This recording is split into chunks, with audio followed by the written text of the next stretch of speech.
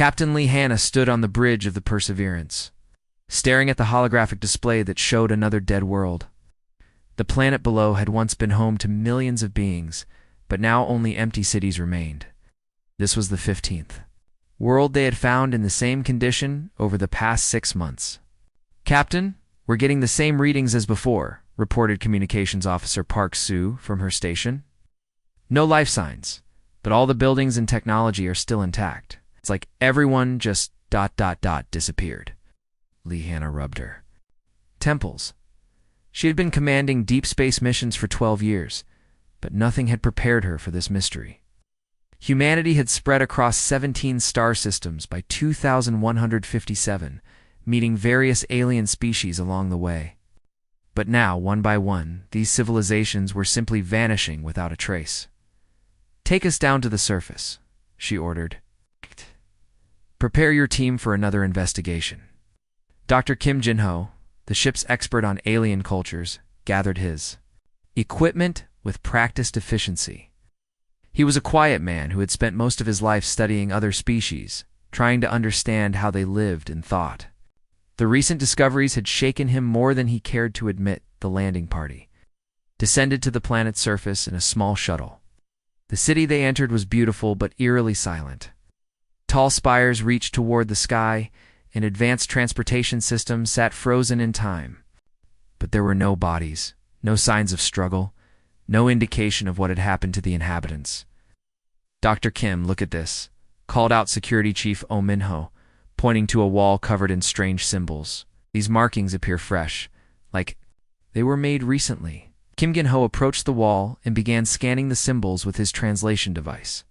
His face grew pale as he read the message. "It says the same thing we found on the other worlds. The burden is too great. We choose the quiet." Captain Lee frowned. "What burden? Could make an entire civilization just give up?" As they explored deeper into the city, they discovered more messages. Some were carved into walls, others were displayed on still-functioning computer screens. All carried the same theme of hopelessness and surrender. The beings who had lived here had reached a point where they simply could not continue. "Captain," came Park Soo's voice through the radio, "we're detecting some kind of signal coming from the planet's core. It's unlike anything we've encountered before." The team made their way to the planet's central facility, a massive structure that seemed to pulse with energy. Inside, they found a chamber filled with crystalline devices that hummed with power.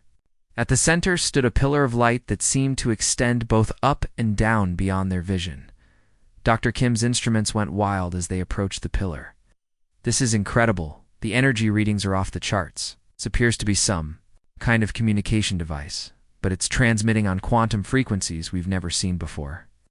Engineer Bae Jisoo, who had joined the landing party, examined the surrounding equipment. These crystals seemed to be amplifying and directing the signal, but toward what?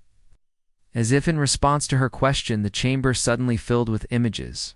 Holographic displays showed dozens of star systems, each one marking the location of a dead world.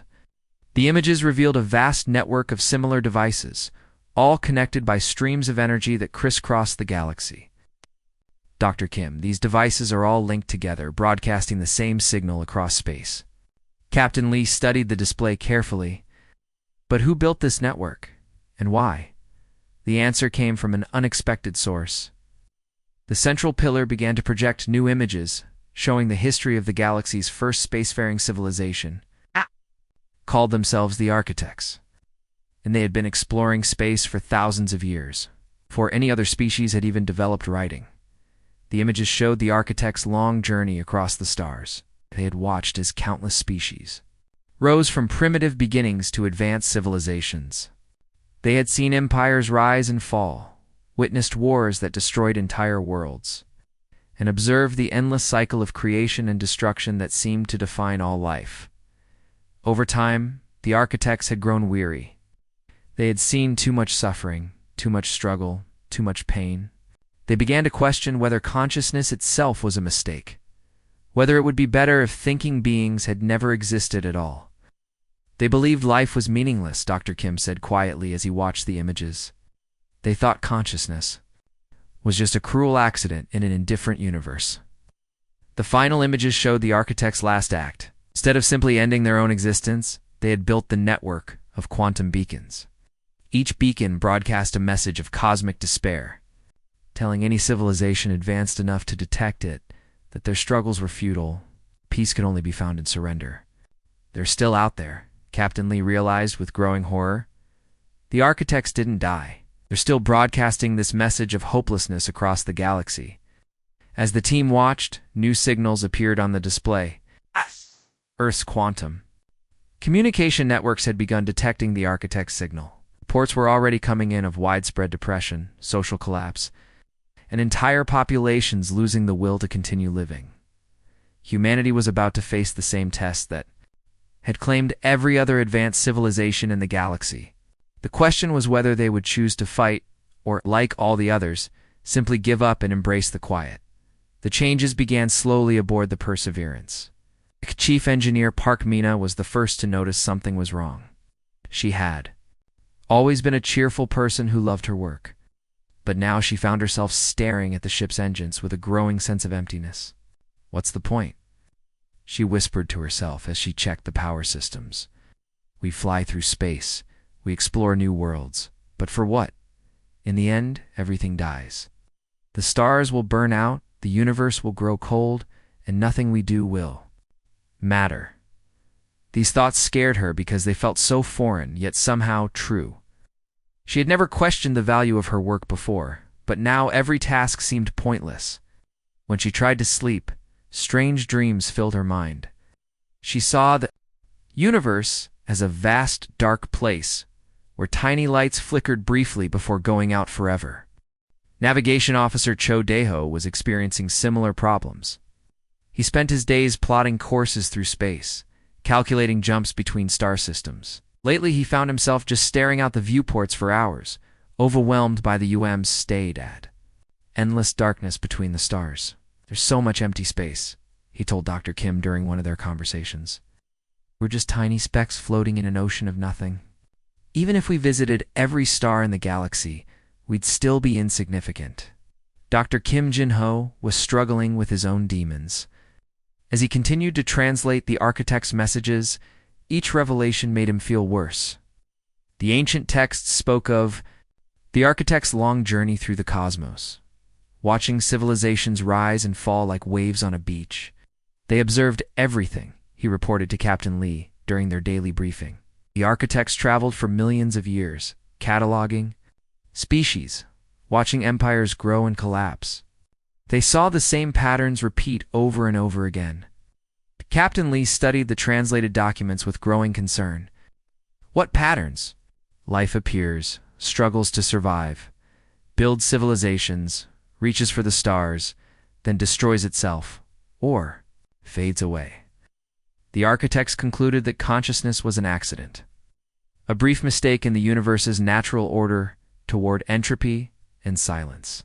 The more Dr. Kim translated, the more the architect's philosophy affected him. They had been the first to reach the stars, the first to achieve true understanding of the universe's scale and age. And their conclusion was that awareness itself was a curse, forcing beings to comprehend their own insignificance.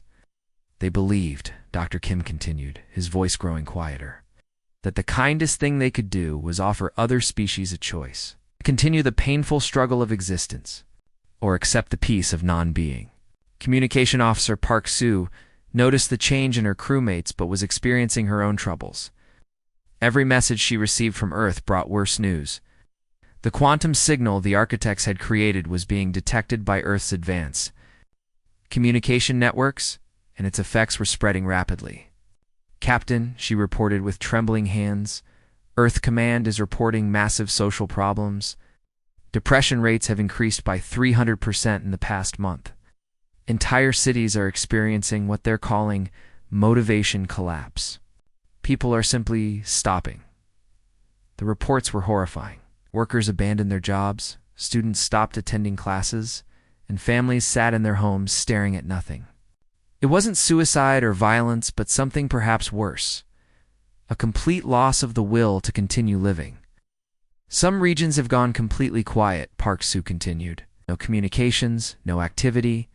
The population is alive but inactive, like they're waiting for something to end. Captain Lee felt the weight of responsibility crushing down on her. Not only was her crew falling apart, but her entire species was facing extinction not through war or disease, but through despair. She called the senior staff to the conference room, noting how different they all looked. Park Mina's usual enthusiasm was gone, replaced by a hollow stare. Cho Dae-ho kept glancing out the viewport as if hypnotized by the empty space. Dr. Kim clutched his translation tablets like they contained his own death sentence. "We need to make a decision," Captain Lee announced. "We can try to destroy the beacon network, but we don't know what the architects have become or how they might respond. Or we can... She paused, unable to say the alternative. Or we can let humanity join the Great Silence, Dr. Kim finished for her. Except that the architects were right, that consciousness is a burden too great to bear. The room fell silent. Each crew member was fighting their own internal battle against the growing despair. The architect's message was simple, but powerful. Why struggle when struggle itself was meaningless? "The signal is getting stronger," Park Soo reported.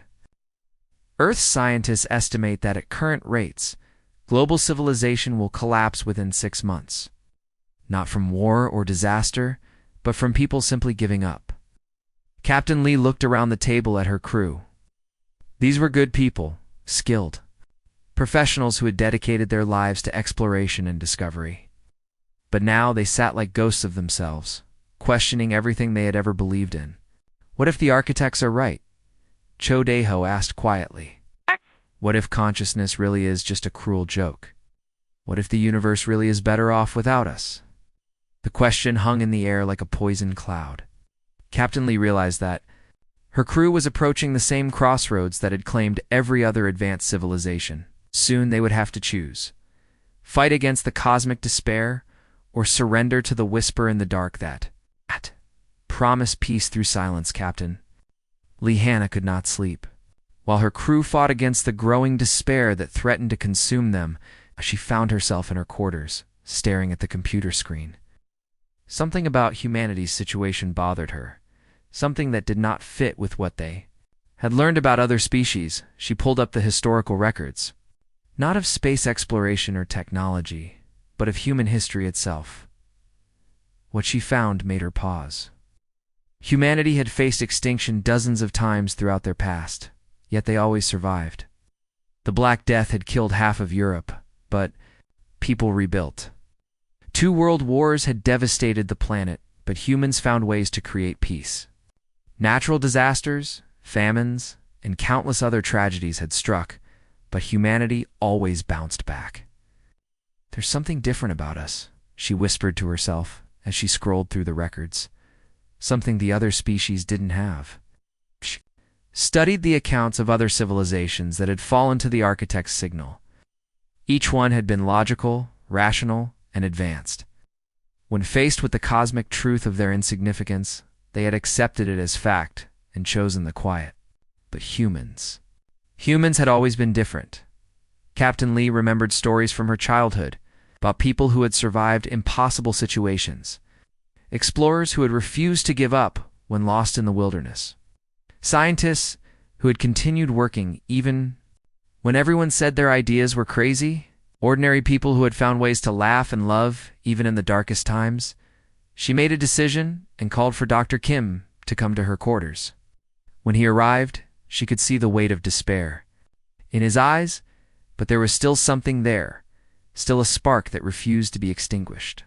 "Dr. Kim, I need you to look at something," she said, showing him the historical records. "Look at human history. Really look at it." Dr. Kim studied the screen with tired eyes.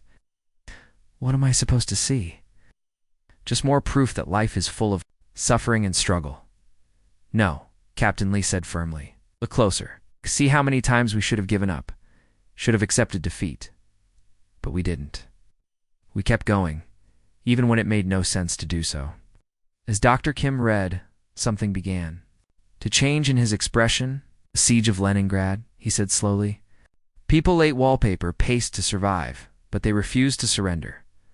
The rebuilding of Japan after the atomic bombs, the way communities came together after every disaster. Exactly, Captain Lee said. Other species look at the universe and see meaninglessness. We look at the same universe and create meaning anyway. We're stubborn, Dr. Kim. Irrationally, impossibly stubborn.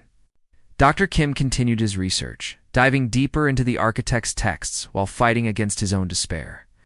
What he discovered changed everything. The architects had not simply died or disappeared. They had evolved, transforming themselves into beings of pure consciousness that existed in the spaces between normal reality. Captain, he said, his voice filled with wonder and horror, the architects are still here. They've been watching us, watching every species they've encountered. They exist in the quantum foam, in the empty spaces between atoms. Captain Lee felt a chill run down her spine. They're still broadcasting the signal? Yes, but not out of cruelty. They genuinely believe they're offering mercy. From their perspective, they're trying to save other species from the pain of existence. They see consciousness as a disease, and they think they're providing the cure. The revelation was staggering. The architects had not given up in despair and died. They had given up in despair and continued to exist, spending eternity trying. To convince other species to make the same choice, Captain Lee called an emergency meeting of the senior staff. When they gathered in the conference room, she could see that the signal's effects were getting worse. Park Mina looked like she had not slept in days.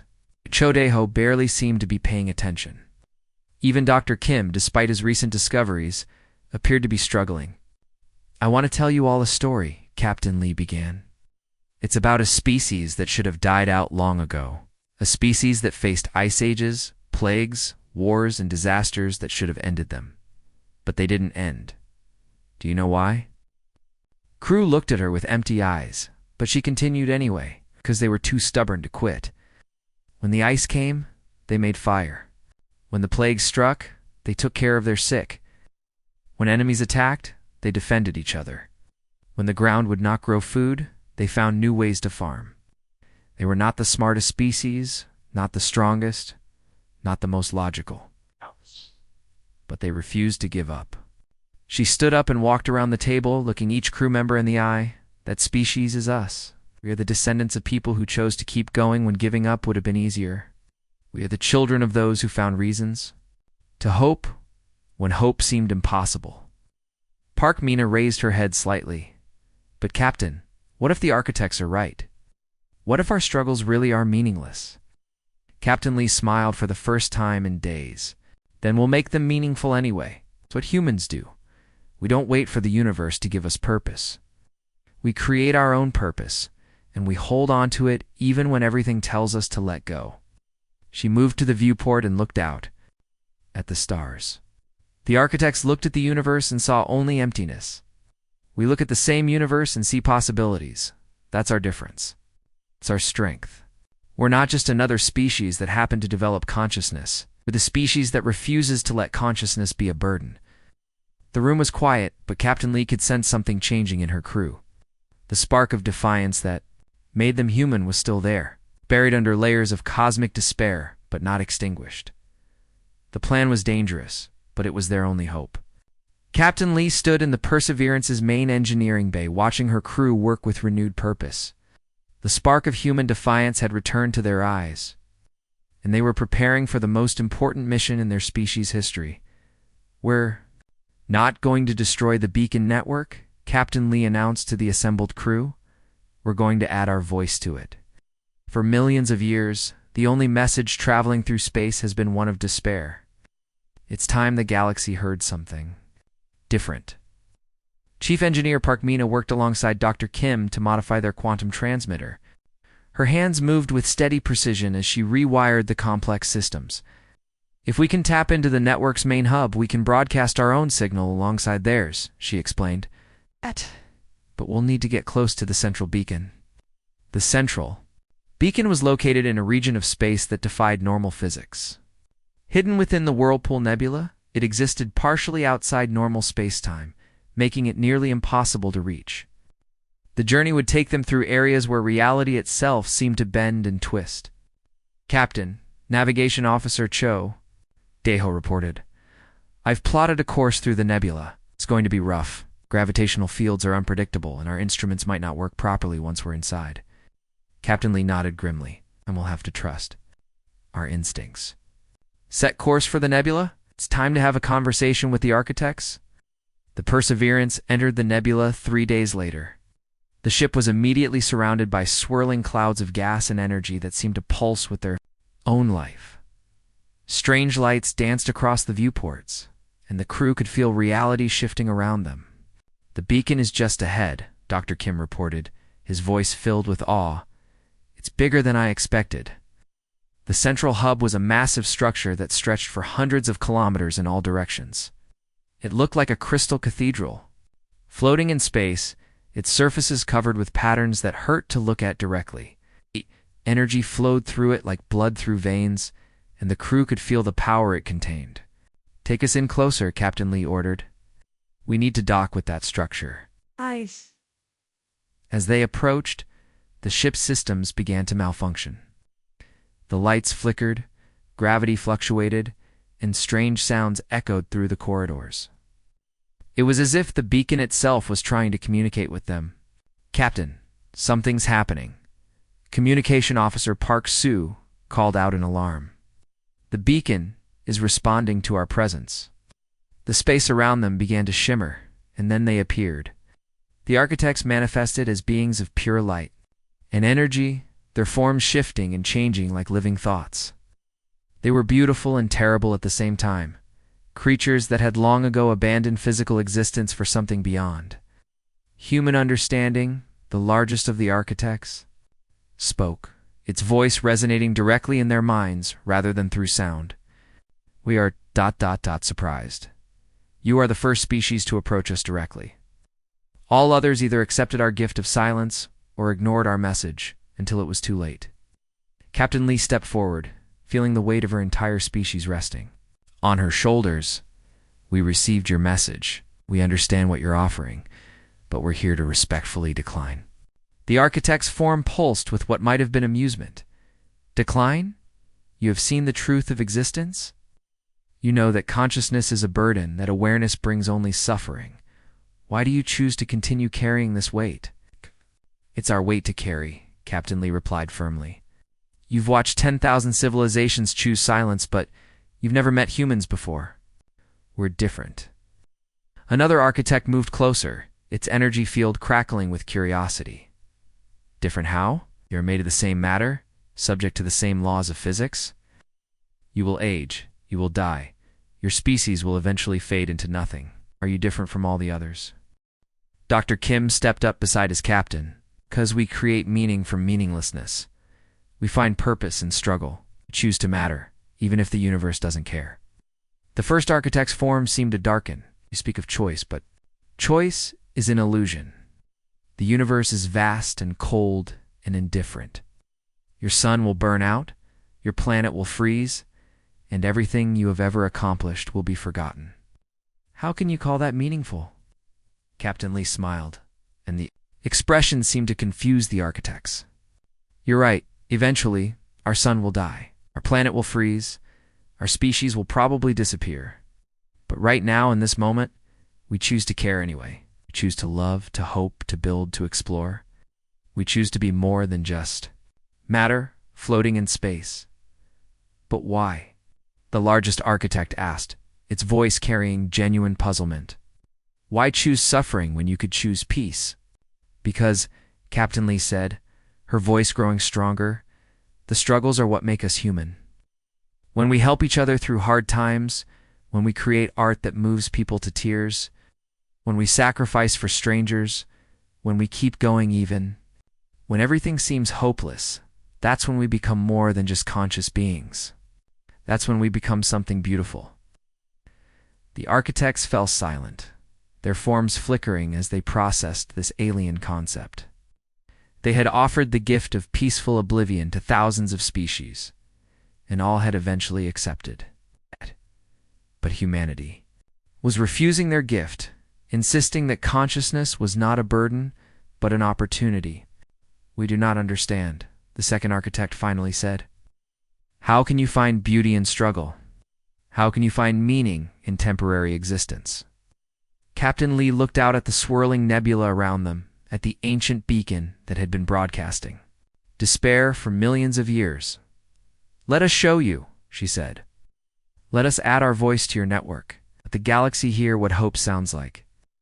The architects' forms pulsed with uncertainty.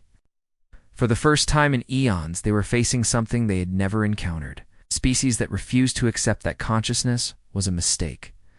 The work took 3 days. Captain Lee watched as her crew carefully connected their quantum transmitter to the ancient beacon network. Park Mina's hands moved with steady precision, welding human technology to alien systems that were millions of years old. Every connection had to be perfect because they would only get one chance. "The signal pathways are ready," Dr. Kim reported, his voice filled with nervous excitement. "It can now broadcast alongside the architect's message. Our transmission will reach every corner of the galaxy." The architects watched in silence as the humans worked. Their forms of light and energy flickered with uncertainty. They had never seen a species actively resist their message of cosmic despair. They had never encountered beings who insisted on creating meaning where none existed. "Are you certain about this?" the largest architect asked, its voice echoing in their minds. "Once you broadcast your message, there will be no taking it back. You will influence countless civilizations with your ... philosophy." Captain Lee stood before the modified beacon, her hand resting on the activation switch. "We're certain. For too long, the only voice in the darkness has been one of despair. It's time for hope to have a turn." She pressed the switch. The beacon network came alive with humanity's message. It was not complex or philosophical, but simple and direct. "The universe may be indifferent, but we are not. We choose to matter. We choose to hope. We choose to keep going, not because we have to, but because we want to." The signal raced across the galaxy faster than light, carried by the quantum pathways the architects had built millions of years ago. It reached Earth just as human civilization was on the edge of complete collapse. Stopped working, stopped caring, stopped living. Something miraculous happened. Communication Officer Park Soo monitored the incoming reports from Earth with tears in her eyes. "Captain, you need to hear this. People are responding. The depression rates are dropping.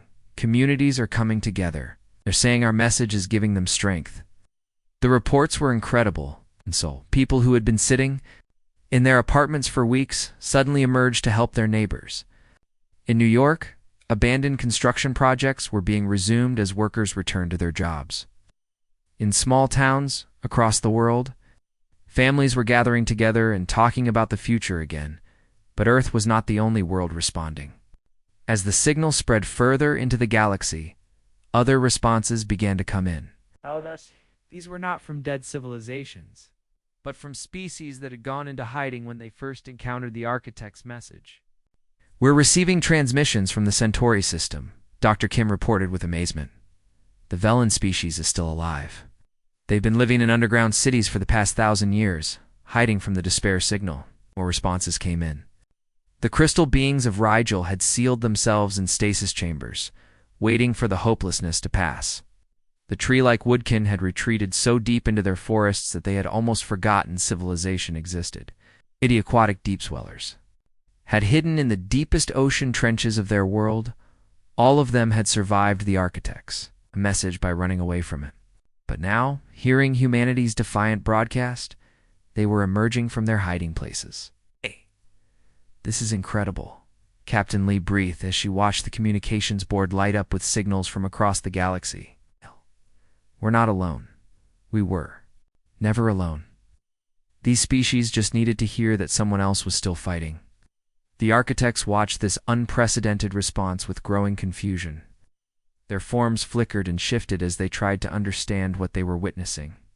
For millions of years, their message had brought only silence. For the first time, the galaxy was talking back. "We do not understand," the second architect said, its voice filled with wonder. "How can your simple message create such a response? How can hope be stronger than truth?" Captain Lee turned to face the ancient beings. "Because hope is truth. It's maybe not cosmic truth, but human truth. And apparently, it's truth for other species too. We all have the right to choose what matters." To us, something extraordinary happened then. One of the smaller architects began to change. Its form of pure energy started to solidify, taking on a physical shape for the first time in millions of years. "I want to understand," it said, its voice now coming through sound waves instead of telepathy. "I want to experience this meaningful struggle you speak of." Others began to follow. Not all of the architects chose to return to physical existence, but some did. They were curious about this strange concept of finding joy in difficulty, of creating purpose from chaos.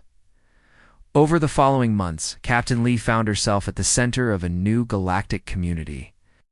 She was promoted to admiral and given the task of establishing what became known as the Defiance Accords. This was not a government or empire, but a simple agreement between species. Conscious beings have the right to choose hope over despair.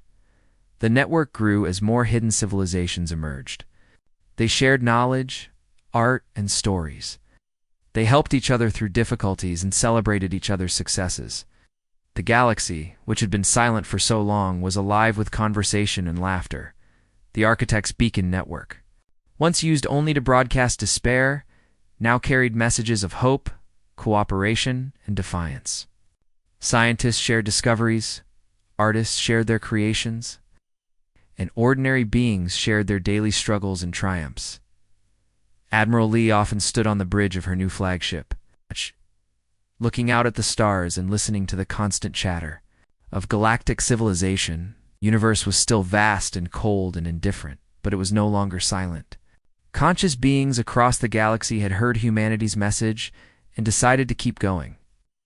"The universe gave up on us," she would tell visiting dignitaries, "but we didn't give up on ourselves. And it turns out, we didn't have to give up either." Galaxy had found its voice again, and it was singing a song of hope.